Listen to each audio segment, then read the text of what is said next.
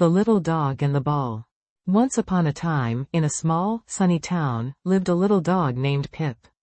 Pip was a very small dog, a tiny fluff ball of white fur, with big, brown eyes and a tail that wagged constantly. He loved to play, and his favorite toy was a bright red ball. Pip lived with a kind old woman named Mrs. Higgins. Mrs. Higgins loved Pip very much, and she always made sure he had plenty of food, water, and of course, his beloved red ball. Every day, Mrs. Higgins would take Pip for a walk in the park. The park was a wonderful place, full of trees, flowers, and other dogs. But for Pip, the best part of the walk was always the chance to play with his red ball.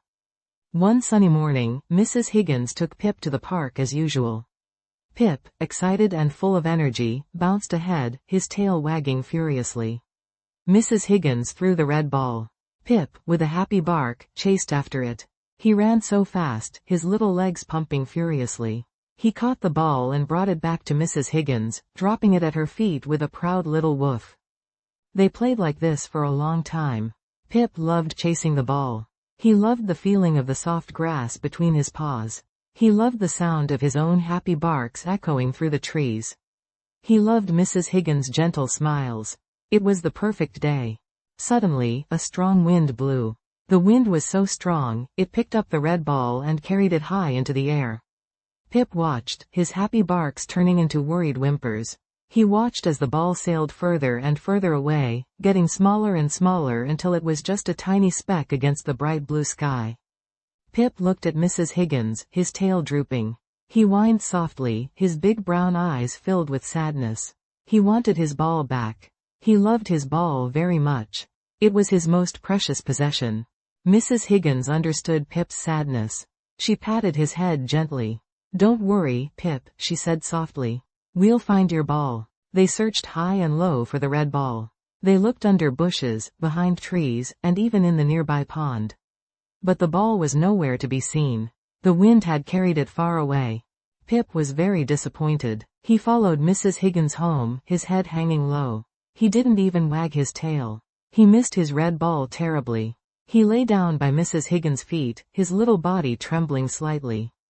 Mrs. Higgins felt sorry for Pip. She knew how much the ball meant to him. She decided to do something special. The next day, Mrs. Higgins took Pip to the pet shop. The pet shop was full of wonderful toys, squeaky toys, rope toys, and even a tiny plush teddy bear.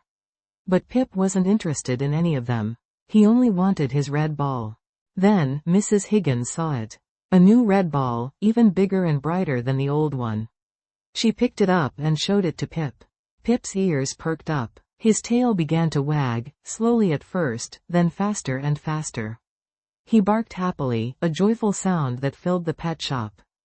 Mrs. Higgins bought the new red ball for Pip. He played with it all the way home, his joy evident in every playful bounce and happy bark. He chased the new ball, caught it, and brought it back to Mrs. Higgins again and again. He was happy again. From that day on, Pip had a new, even better red ball. He still loved to play in the park, and he still loved his walks with Mrs. Higgins. But now, he also had a special story to tell, a story about a lost ball and a new, even better one. And every time he played with his new red ball, he remembered the strong wind, the sadness, and the happiness of finding a replacement, a new friend to keep him company on his adventures.